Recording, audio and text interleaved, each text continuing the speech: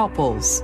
They did family vacations. They would go camping. We'd go to Six Flags or we'd go out to eat. But a devastating crime would tear the four friends apart.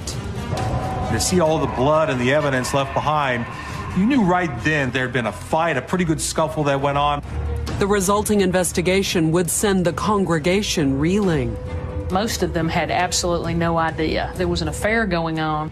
And the search for answers would leave police wondering, just how many commandments did one person violate?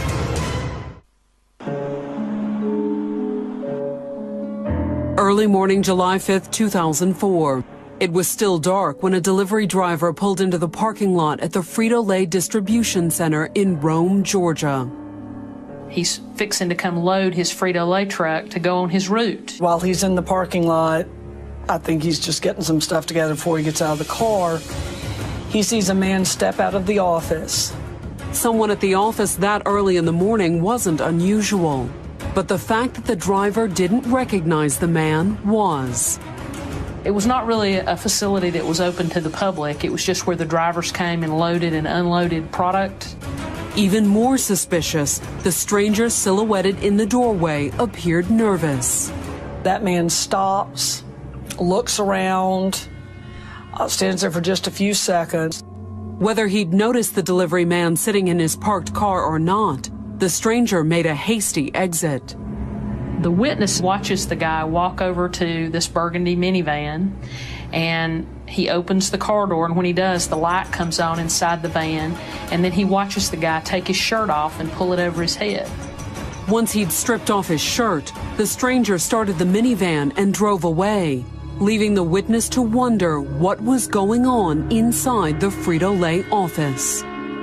He went and checked the office and discovered the victim in this case. It was the distribution center's district manager, Thad Reynolds, slumped on the floor in a pool of blood. His supervisor has been attacked, and he calls 911. Police and EMTs were on the scene within minutes, but it was no use. Thad Reynolds was already dead. There were 19 different stab wounds. To see all the blood and the evidence left behind, you knew right then that there'd been a fight, a pretty good scuffle that went on. Thad's death sent shockwaves through the close-knit Southern community, particularly his church, Hollywood Baptist. This church in particular was a very larger church in a smaller community. A lot of people here, everybody knows everybody.